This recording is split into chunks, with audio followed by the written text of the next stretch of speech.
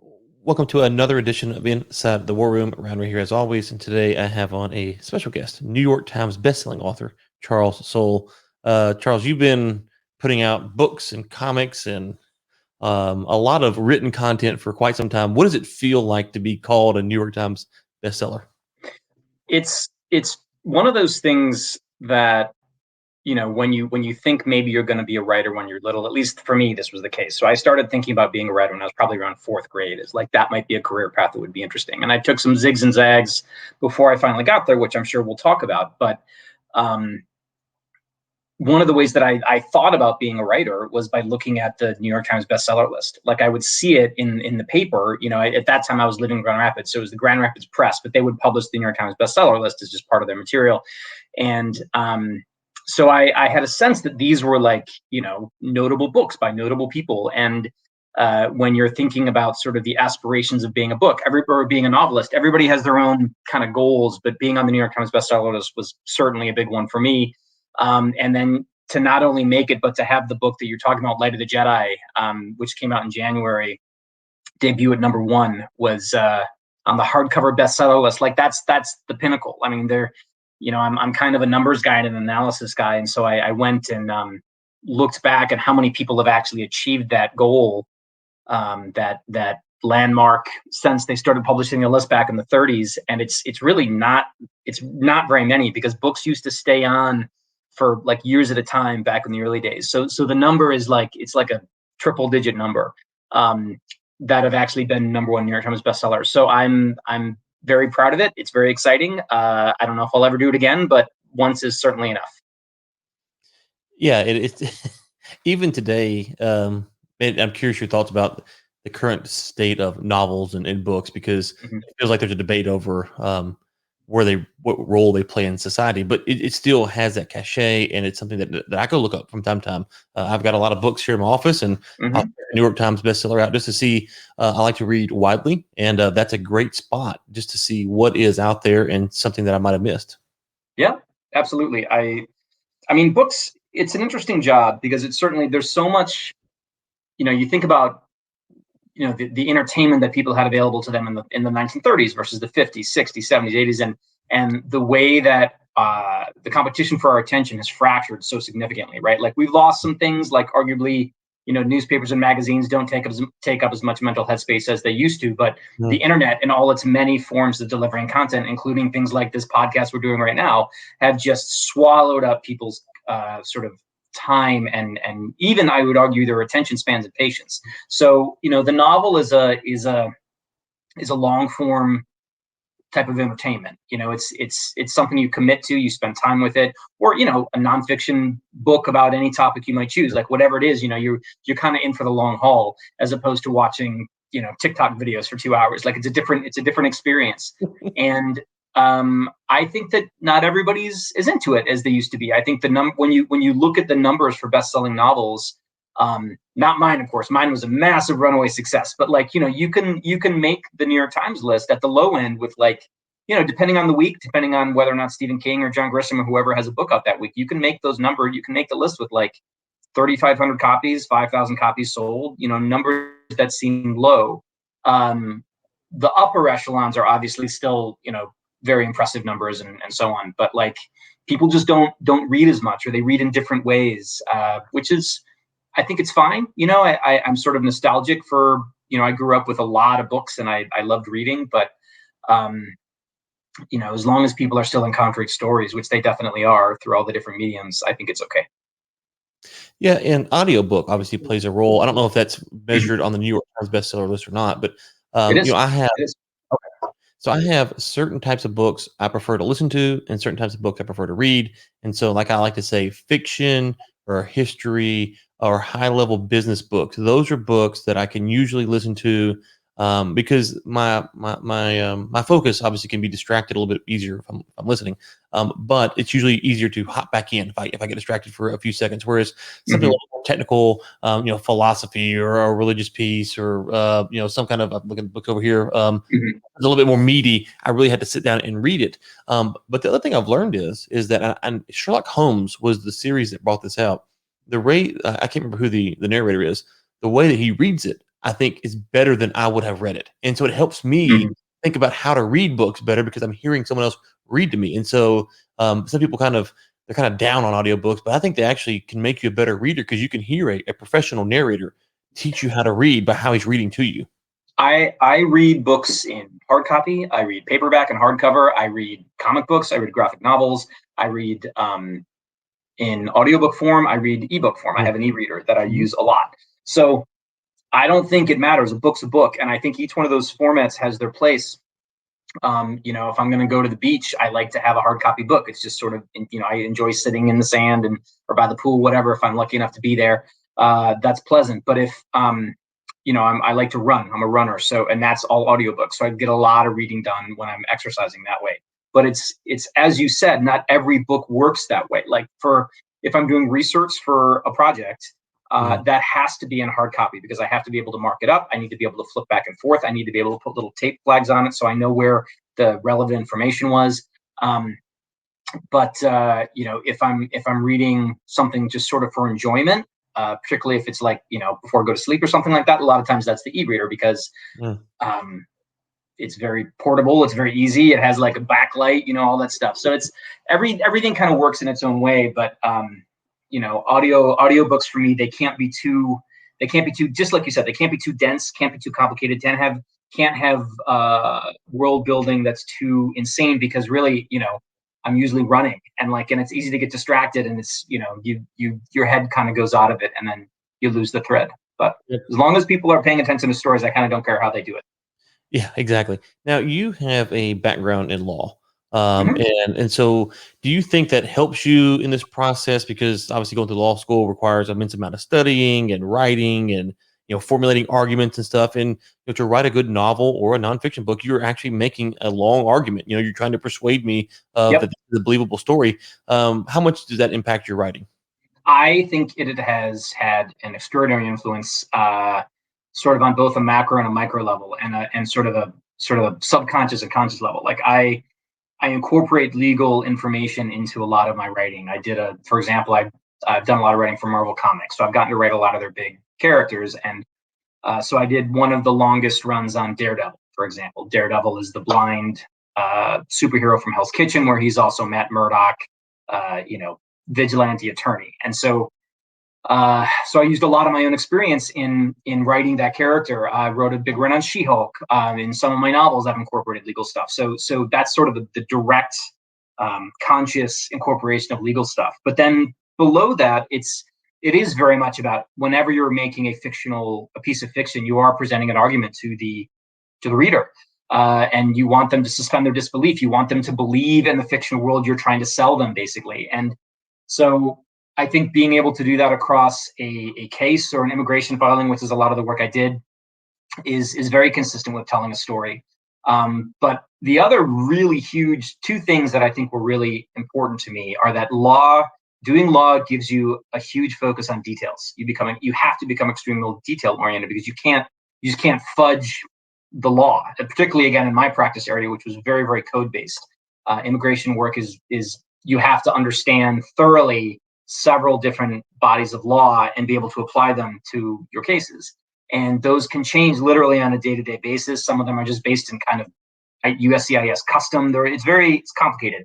So you have to keep track of all that and know exactly how one little change is going to affect all of your clients that you have in play at any given time. So the details also apply to when you're world building, like in a novel, then you have to generate 20 characters, all who have need to have consistent inner lives and goals and all that. Plus, if you're doing something in sci-fi or speculative fiction, which I often do, you're making up a kind of a new world that has new elements in it.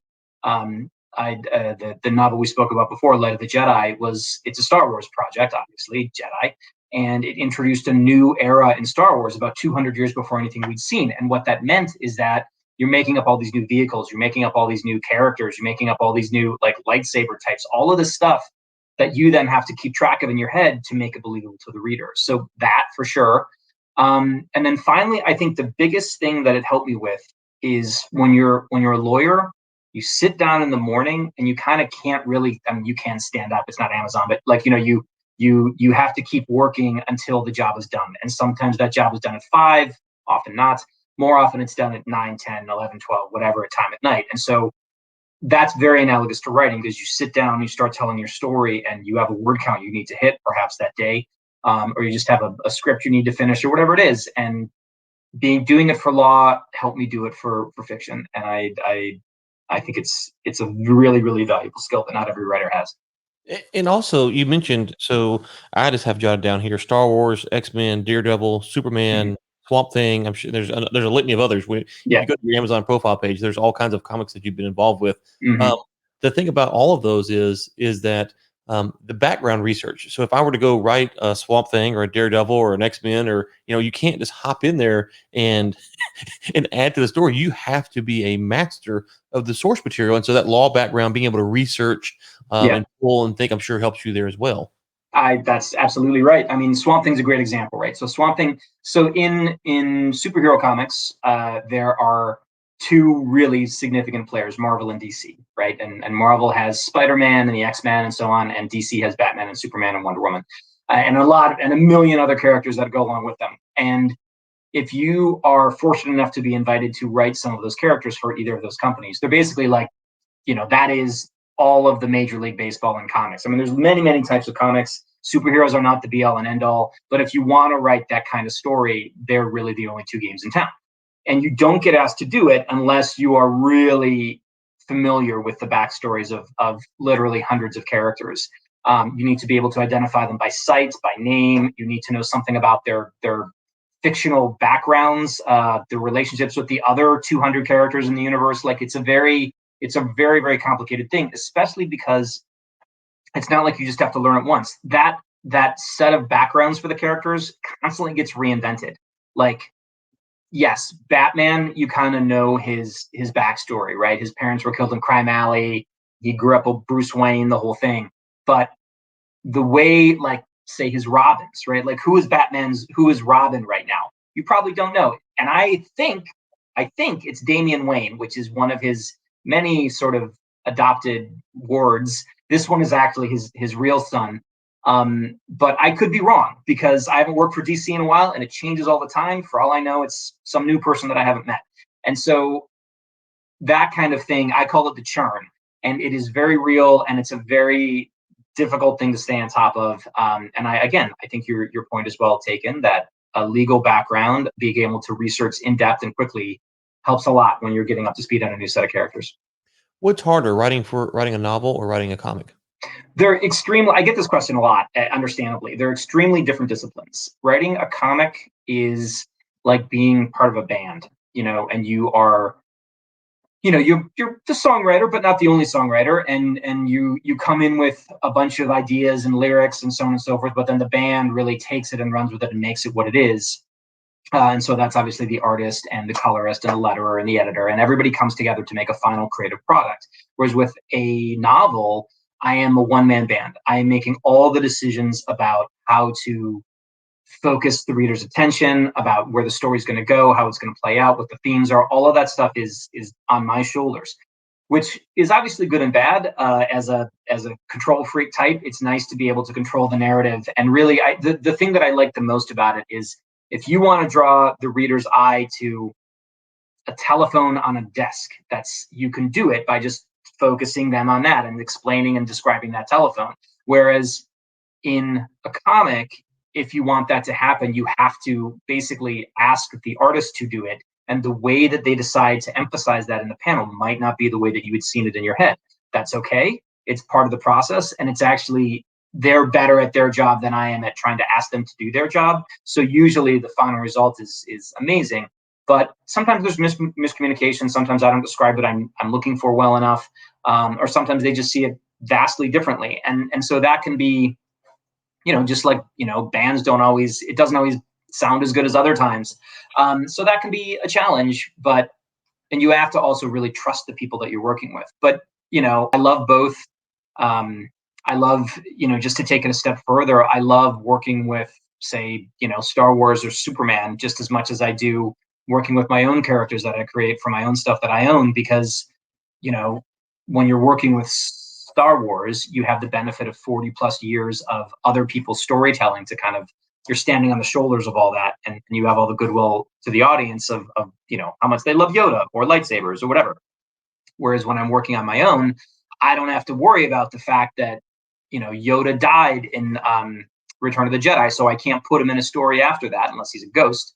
Like, I can just do whatever I want with my characters, which is a freedom that's really nice in my own stories. Of course, you have to convince the readers that these stories are just as cool as all the stuff they already love, which can be a challenge. But that's hopefully where the artistry comes in, and it all works out.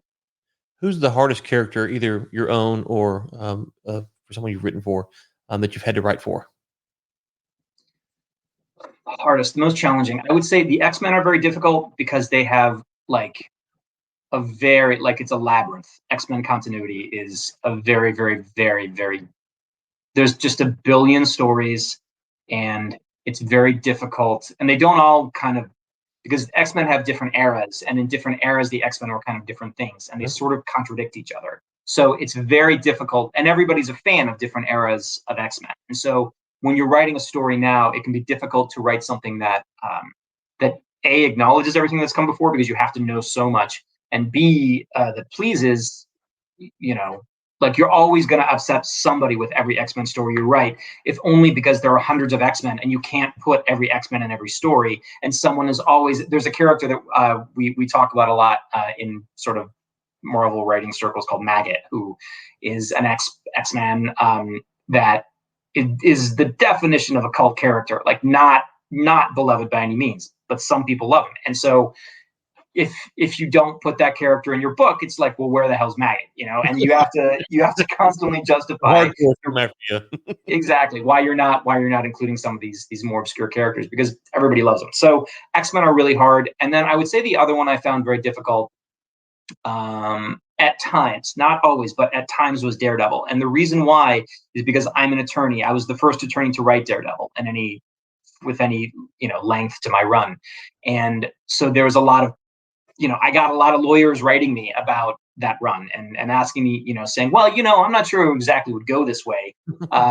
And it was tricky. I made him a DA, a New York City DA. And historically, Daredevil's been a defense attorney. And so I made him a prosecutor, which was interesting for the story I was trying to tell. But I am not much of a litigator. Like, it's not what I really did in my practice that much. So I had to do a ton of research into how that would work and how that would play and how Matt Murdock would actually operate in the DA's office. And I got some things wrong, inevitably. But, I don't, it's fine. Like, that was research I love doing, and it's part of the game, and it's not the end of the world. Well, okay, so I'm glad you brought that up because I've read a lot of John Grisham stuff, especially his early stuff. Not as much of his new stuff, but some of it. When I turn on The Firm or one of the classics. Okay, I'm not a lawyer for starters, and I don't sit there and go, well, okay, like, I mean, there are times where I'm wondering, this seems like a good time to object, or that's a weird time to object, but I have no idea. I kind of trust I'm inside of this world, and this is the world that I'm operating under. And I remember one time Grisham, I think it was Grisham, he put at the end that, hey, I used to be a lawyer, been practicing, a bazillion years. So if I get it Yeah. wrong, don't at me, bro, basically. Yeah. And Totally. I try to operate, and this is how I try to handle Star Wars or any novel that I'm in, that I'm basically reading a history. It's not a history, obviously, but it's a fictional history. And this is what the story I'm being told, and try to take it for that perspective.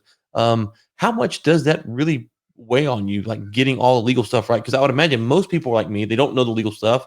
If you fudge here, or do people like really come after you for stuff like that? I don't Is know it if more they come after mysterious? me. I come after myself. Okay. It matters to me. The book I'm writing right now is set all over the world. Like, I used to live in Hong Kong, and it's a place I loved. And so the first chunk of the book is set in present day Hong Kong. The problem is I started writing this book in 2019, Hmm. and as we know, Hong Kong of today is not Hong Kong of 2019. And I have not been able to travel to Hong Kong again, for obvious reasons, since all of that happened. Um, and I guess maybe I could get over there now, but I'm not going to. Yeah, So, I don't think so. um, say that again. Sorry. I don't think so, but you might could. It's still closed. But Yeah. that last I heard, yeah. Yeah, I'm not surprised. So anyway, so I have to rely on secondary accounts in terms of people I know who still live there, what their experience is, how it's changed for people at different levels, right? I mean, I know you're a China guy, which so we're getting into it a little bit, but like, I the experience of a Hong Kong local on the street is very different than an expat who is sort of insulated from a lot of it, and probably their life isn't changing that much. If they're there and funded by a big multinational, whatever, you get the idea.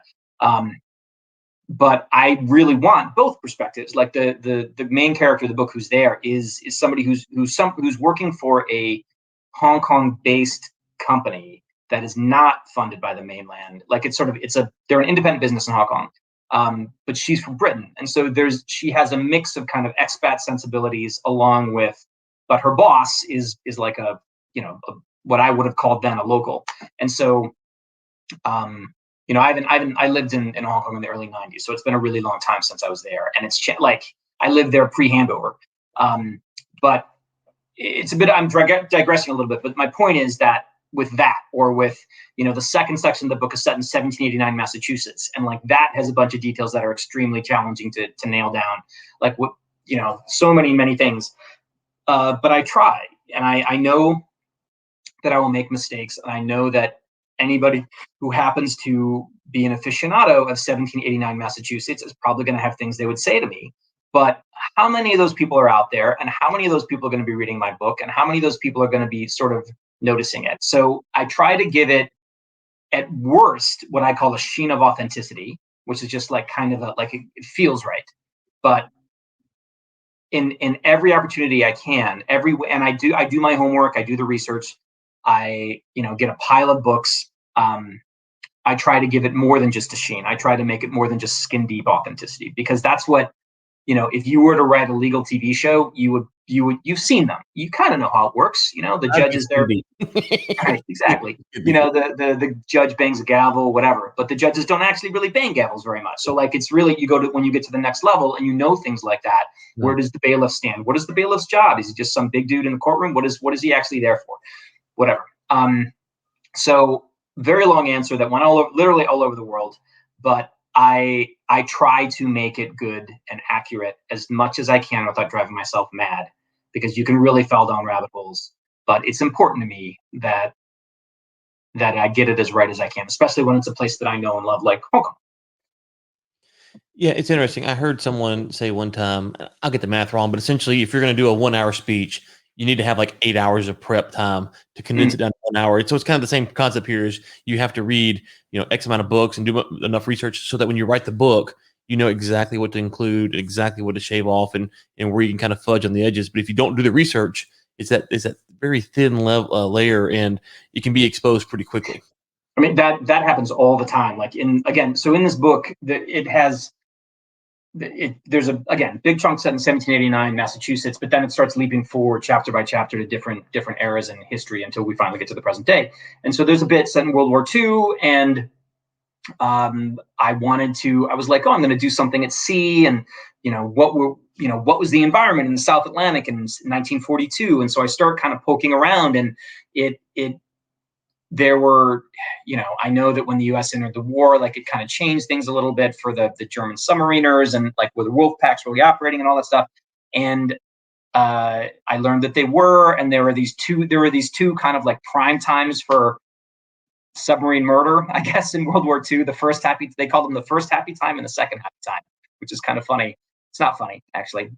Anyway, it's the first happy time, the second happy time. But I was able to, because I did that homework, I never would have thought about it that way. I never would have thought about it from like their perspective, which, again, Nazis, whatever. I don't know that their perspective is necessarily that valuable, but it's interesting to be able to include something like that in a novel, because it's going to ring to the reader as a detail that is not commonly known. Like, you might have known it. I did not know about that, the way that worked in World War II. And so when you do, there's always something like that. There's always a detail that you can bring in that makes it better than it otherwise would have been. And I don't know. I just love doing it. No, I mean, I think that's a great perspective because I'm thinking about the Tom Hanks movie. They had the wolf packs in there. The great. Greyhound? Yeah, yeah, yeah. Uh-huh. And I don't remember how accurate the film was or wasn't, but it's a film like that makes you go, huh, did this really happen? It makes you go and you're curious. So when you include some of those details, and from the reader standpoint, at least, if it feels like there's some authenticity behind it, it does make you go research it just to see what was the author deriving that from. And that kind of launches you into something else. Submarines are a point of fascination. We actually have an episode, I think, scheduled for that here next month or so. But yes, so and you mentioned the Nazi perspective, and that's something the Nazi submariner in the engine room. His perspective is not the same as Adolf Hitler's perspective, right? Yeah, that's And, true. That's true. and I'm not trying to justify who this person is, but it's just fundamentally not the same. And I'm thinking about some of the World War II books I have on my shelf, reading about some of the fighting in the Pacific, Eugene Sledge, or oh gosh, the other guy, I can't remember his name.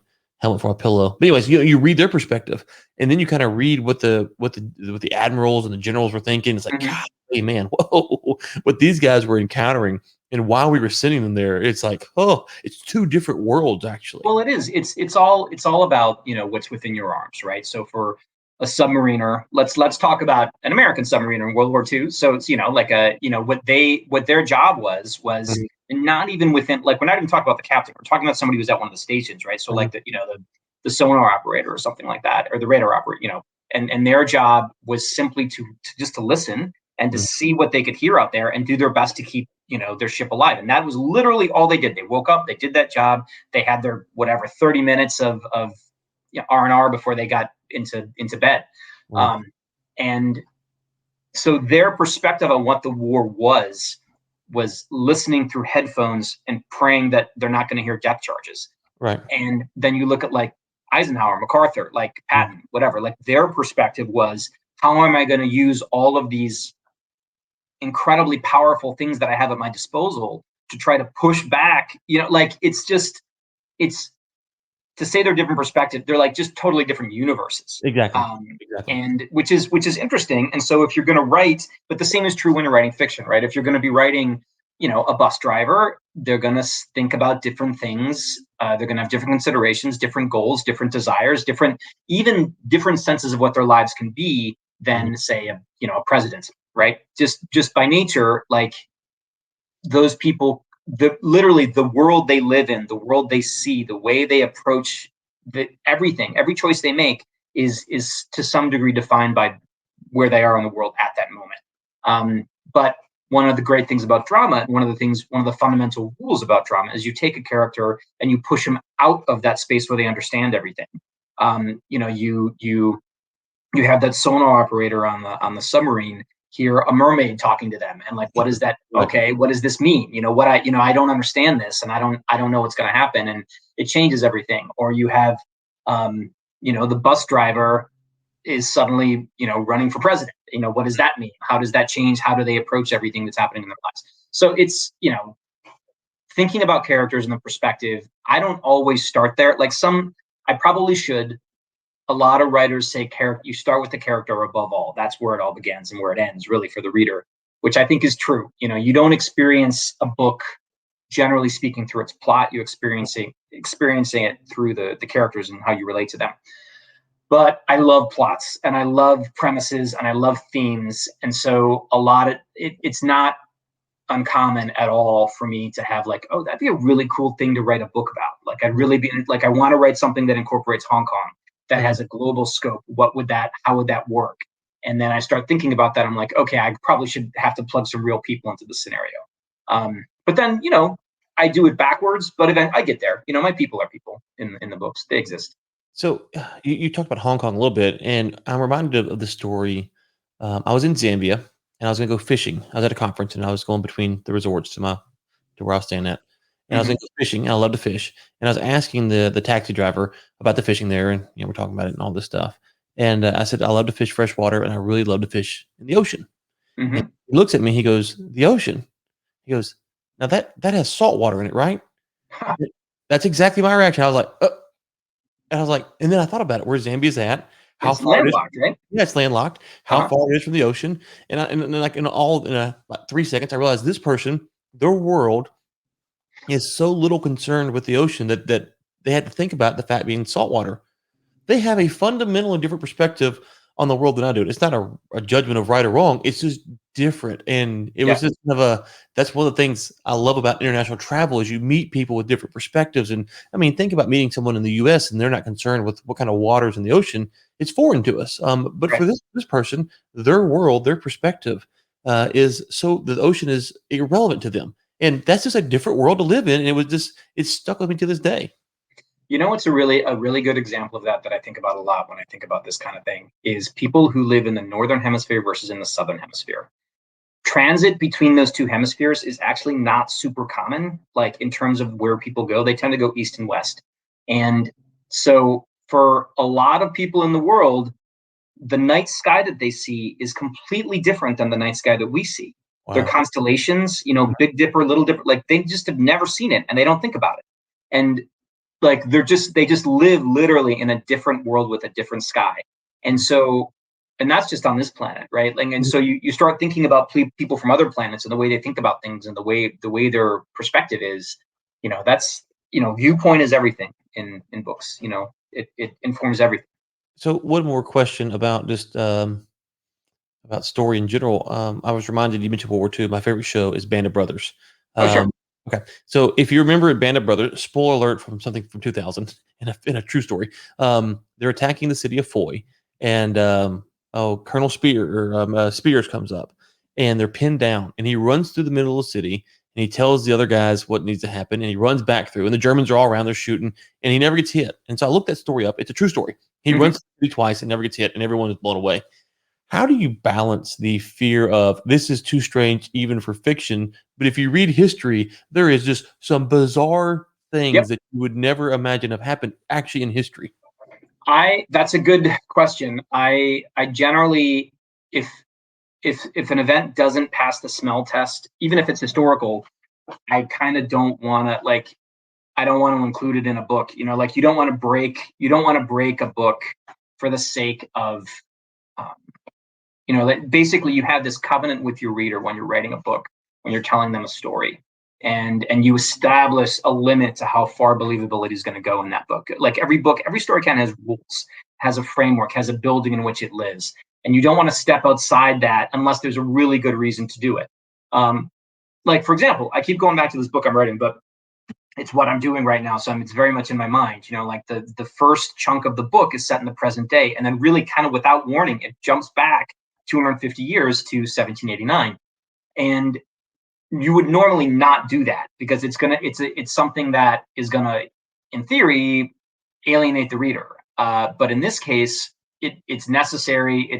I hope it's cool. We'll see what my editor thinks when she reads it. But um, it's something that it's intentionally rule breaking. It's designed to snap people out of their seats and be like, "Whoa, what's going on now?" Um, and force them into a historical novel they didn't realize they had even picked up. But as far as choosing historical moments that are like crazy, outlandish, like some of, there's tons and tons of things you could pick. Um, I I don't know. I'm sort of sparing with it because you want to make sure that the reader isn't like, well, that's bullshit. He's just making a bunch of stuff, even if it's real, even if it's plausible. So I think Band of Brothers benefited from the idea that it was kind of known to be accurate, like it was known to be a historical show from the beginning. So I didn't believe it though. I was yeah, watching it like, okay, this is where they added because there are some things in the show that's a little bit off, nothing major. But I remember watching that. And go, there's no way he ran through that city twice and didn't get hit. I went and looked it up, and sure enough, it's crazy. So, anyways, when do you know a book that you've written is good? well, that's hard, okay, because I feel like for me, I basically write a book 3 or 4 times at least. Mhm. So I write the first draft, which is often kind of garbagey. It's more for me than it is for anything that anyone else is ever going to read, and it has a lot of. Actually, let me take a step back because this goes to a big writing maxim that I have that really serves me well whenever I get down on myself in my own writing, which is that you don't have all your good ideas at once, and you have to get ideas out of the way before you can have certain other ideas. So over the course of the process of writing a novel, which could take a year, 2 years, depends on the book, um, you literally cannot have ideas in like month 18 of that process, in month 2 of that process. It simply cannot happen because you have to build up the scaffold just the way that you can't like put the plumbing into a building that isn't framed Right. out. Like it's not possible to do it. And so when I write a book, okay, I can tell, just like you can tell by looking at a house, when it's time to put the fixtures in, when it's time to, like, put the paint on the walls, right? Because if there are no walls, you can't paint them, and you kind of can just tell when a house is done. You flip a light switch and the lights come on. And the same is true of a book. I just So a book is essentially kind of a set of checklists. And at the beginning, when you're writing, at the beginning of it, the checklist items are very broad. It's like, well, I need to write the chapters. I need to introduce these characters. These things need to happen, whatever. And then you write it, and then you print it out, and you have for me anyway, you have a very dark couple of days when you read that garbage draft. And you're like, wow, I'm really not very good at this job. And then you go ahead and you start making a list of all the things you're going to fix in the second pass. And you start fixing them. You just go in. It's a very, very manual process. Go in and hammer and nails, and you start improving. And then you read that one, and at the end of that one, you're kind of like, okay, there's something here. I need to do. There's definitely a bunch of stuff I need to do, but there's something here. And sometimes at that point, I let other people read it. I often don't. Usually I'll do what I'll call like a 2.5 pass, my second and a half pass, where I go in and fix the things I read on my second pass and make it better. And then usually then is when I'll let other people take a look at it, and they will read it, and they will give me their thoughts and feedback, and I'll usually go in and do a pass against that. So at this point, I've done 3 major passes, including the first draft, and then there's like that middling pass, that middling edit pass after the second draft. At that point, it's probably not done, but it's at the point where I'm comfortable showing it to the editor and the publisher. And they are the people who actually are paying the money for it. So they're the ones who come in and they're like, well, this is good, but let's do this, this, this, this.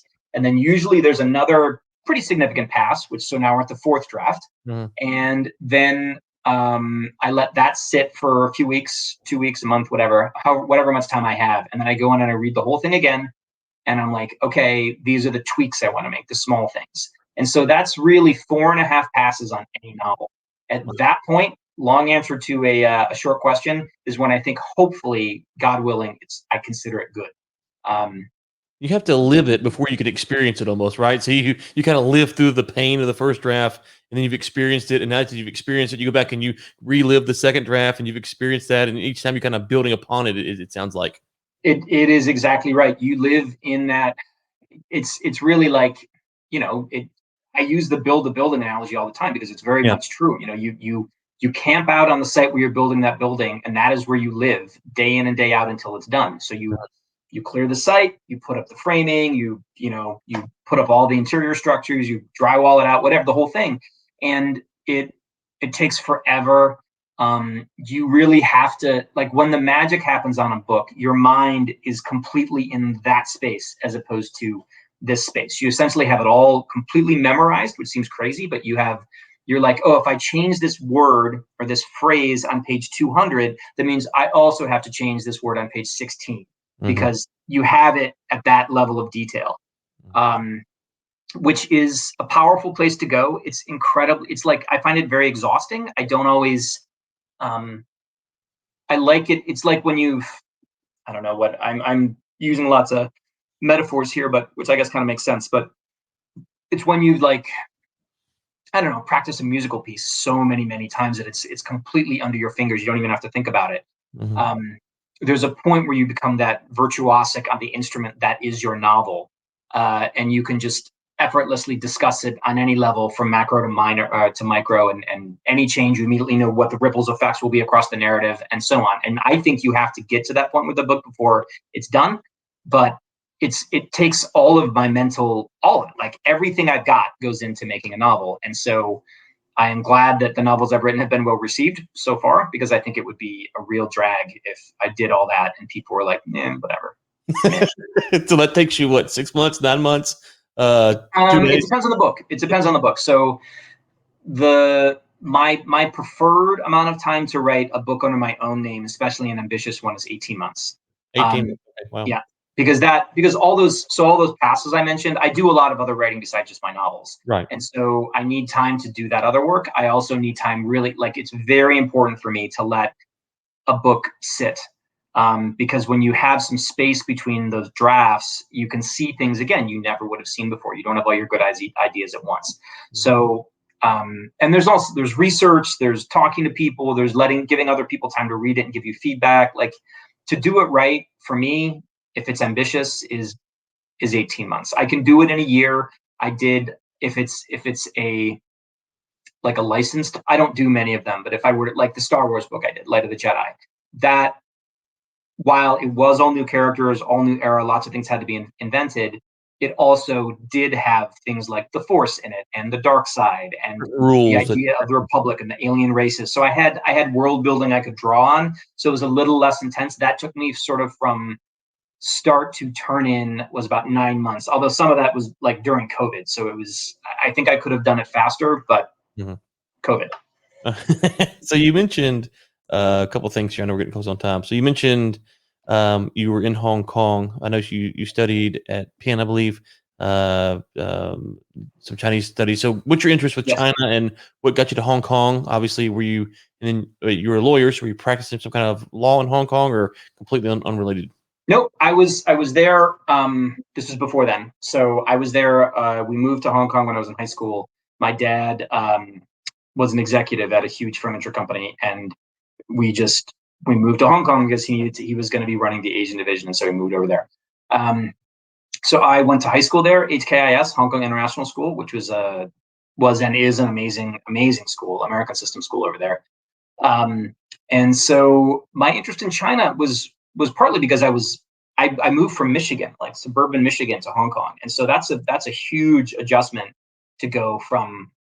Even then, this was early '90s, right? So it's pre-handover, so it was basically a British, it was British, but it still was very very Chinese, very Cantonese, and so very different than anything that I had ever experienced before on any real direct level. Because I lived in Grand Rapids, Michigan, which had, you know, I mean, it wasn't like New York has a very robust. I live in New York now, and New York has a very robust Chinatown and Chinese population. Lots of different places all over the city have them, Flushing and so on, Sunset Park. But for me, it was really like I was being dropped in the deep end of a totally different culture and a totally different way of thinking and a totally different history and language and all the other things. So I found it to be overwhelming at first, and then fascinating in the way that a lot of people, not everybody, but many people seem to find when they experience a culture that directly that's so different from their own. And HKIS offered classes in both Mandarin and Cantonese, and I chose Mandarin because Mandarin is obviously spoken much more widely than Cantonese. So I started studying there, and high school Mandarin is, I did okay. It just you can only go so in depth in high school, but then I attended the University of Pennsylvania and I majored in Chinese there. So it was Asian and Middle Eastern studies. So I took 4 years of Chinese there, by which time, by graduation, I was pretty good, I think. It goes fast, unfortunately, if you're not using it. So I'm not anywhere near as good as I used to be. But the times that I've gone back, the speaking has come back fairly quickly in terms of grammar and structures and making myself understood and accent and all that. Vocabulary, sort of hit and miss, and reading is the slowest. But if I'm there for more than like a week, it starts like the knowledge is there, it just has to snap back into place. So, in terms of like the history of it and why I liked it and what I connected with, I mean, China's a fascinating place. I don't have to tell you that. Like it's thousands of years of dynastic history, various ups and downs. The way the country is now is not the way the country's always been, but there are certain, like, I guess, norms and themes that seem to persist throughout even the thousands of years. I mean, I'm speaking about it as a white dude in New York, right? Like I recognize that my perspective is always going to be very blinkered and very unsubtle and utterly incomplete in terms of what it's like to be Chinese, what it's like to live in China, any of that stuff. But I think China is one of the world's great cultures, and there's a reason it's been around for thousands of years. And I think it's a very worthwhile thing to try to understand and study. Yeah, it's interesting because when you read Chinese history, there are like you got the Boxer Rebellion, and you're just kind of reading about the righteous and harmonious fist. I just love that name. The Boxer Rebellion's got a lot of problems with it, but just some of the names and just how culture was handled, and also it offers you a glimpse.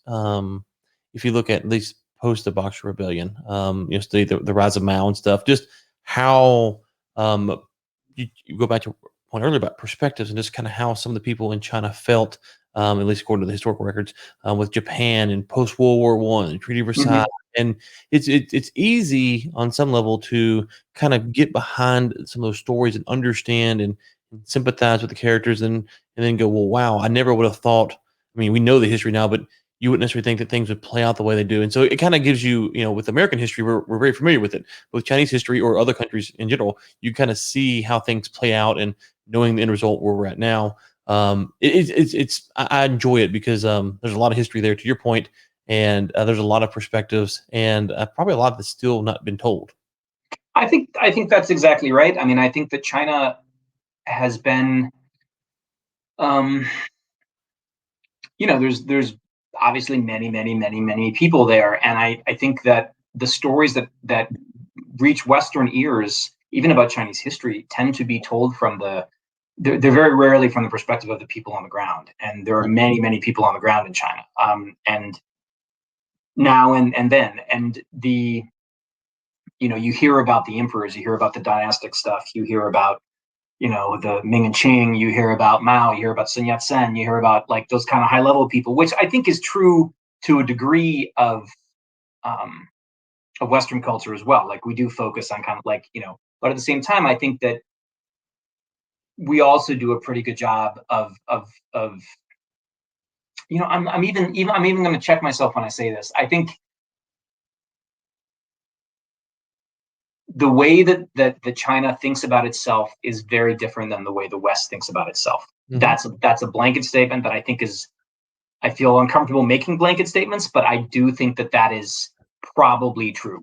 I think that the way that many Chinese people see themselves and the way that they are part of a larger thing is not exactly the way that, say, Americans see themselves as part of a larger thing, Right. um, which is interesting. And I think that it's almost a philosophical question. Like, what is your role as a citizen of a state? Mm-hmm. What is your role as somebody who's arguably, depending on where you are and what you're doing, like you're there to support the state. You're not there to sort of further your own goals and needs and desires. And um, I think America, because of the way that's been founded, is probably slant a little bit toward the individualist side, and China, with its dynastic history and obviously the party and all that stuff that's been happening, um, is maybe slant a little bit less that way. Although obviously that's a pendulum. Like there are times when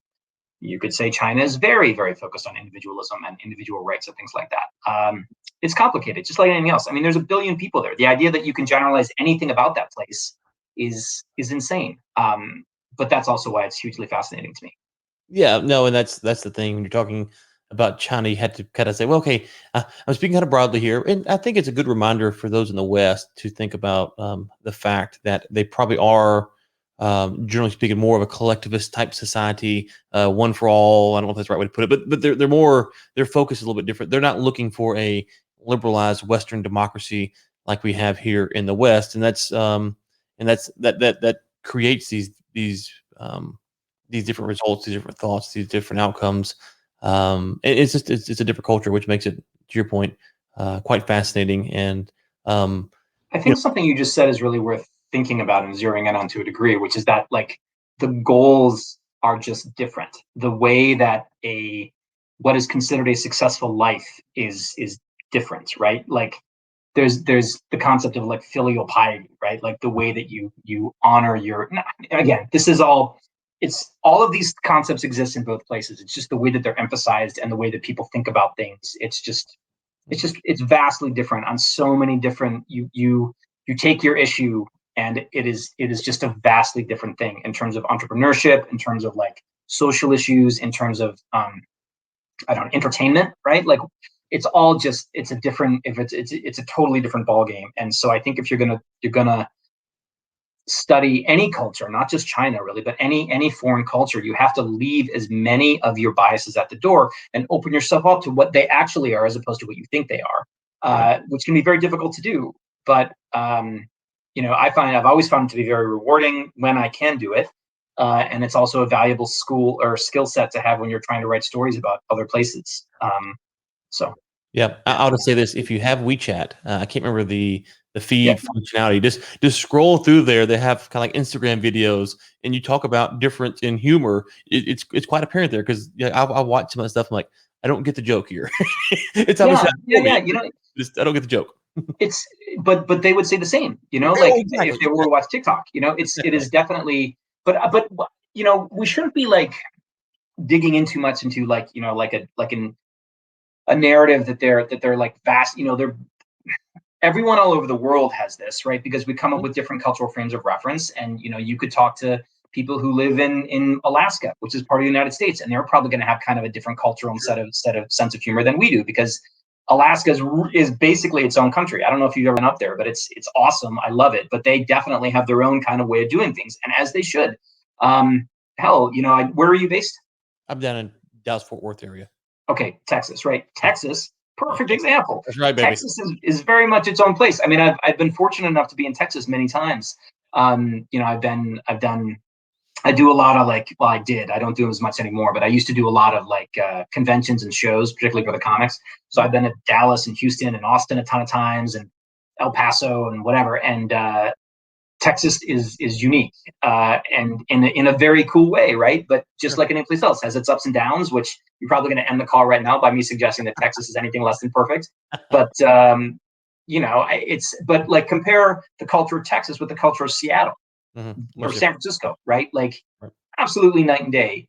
To the extent that jokes a San Francisco person might make, a Mhm. Texan, like a random person from Houston, might be like, I don't get those weirdos from up there. Right. So it's I think it's one of the it's kind of a good thing though. Like I don't really like homogenous culture. I think there's a lot like humans should always be changing, being weird and different and all that stuff. It keeps things interesting.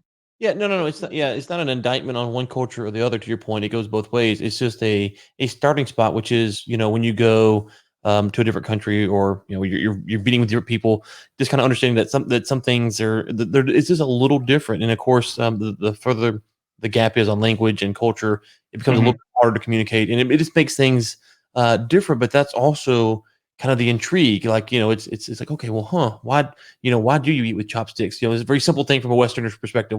What's the history here, and does it make the food taste Hmm. better? And why do you cook in these little pots in China all the time? Those are all cultural differences that open up a world of exploration. And if you're going to be a Yes, curious person, which is what I think we should aspire to be, is curious on some level. That's what makes people interesting. Those are the things that you take and you learn. And why is this joke funny? sure. Um, Yep. that's just kind of what's the point there. So, okay, I know we're against the clock here. Um, where do we send people to? The website, Amazon? What's the best place to connect with Oh, you? to find me, well, if you want to find my stuff, if you're interested in checking out any of the books, which we haven't really, I guess we kind of talked about some of my stuff today. The best place to find things, I have lots of stuff on Amazon. Just go to Charles Soule, search on Charles Soule, lots of things will pop up. If you want things that are a little bit more personalized, signed items, like whatever cooler stuff, my website is charlessoule.com. I also have a newsletter that goes out once a month. It's not very oppressive to your inbox. It just has updates on what I'm doing, and usually has some cool special things that people can get if they want to. And then if you just want kind of to interact with me and sort of see what I'm thinking about, whatever random thoughts I have on a given day, I'm pretty active on Twitter, which is just at Charles Soule, CharlesSoule. Those are the best three ways to find me. And sign up for the newsletter. It's good stuff.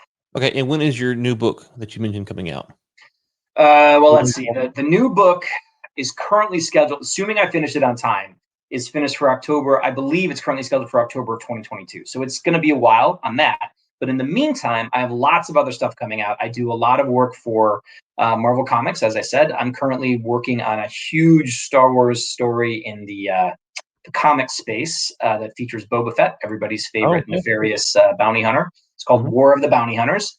And it sort of tells the story of how, in between Empire Strikes Back and Return of the Jedi, he ended up getting Han over to Jabba's Oh, palace. wow. So Okay, yeah, it's interesting. fun. It has a lot of cool twists and turns. I'll be doing that until November. So that That's on shelves now. You can get all the different parts and pieces of it. Um, at the same time, I have an ongoing series for Image Comics called Undiscovered Country, which you might find interesting. It's about the United States, right? So the idea is in a couple years from now, it completely seals its borders off, like it pulls in North Korea. No one can come in or out.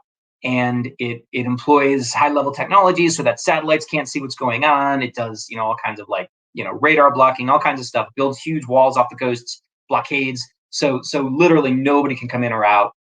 And nobody has any idea what we're doing in here. And so you cut to 30 years later when it has been a black box for that entire time.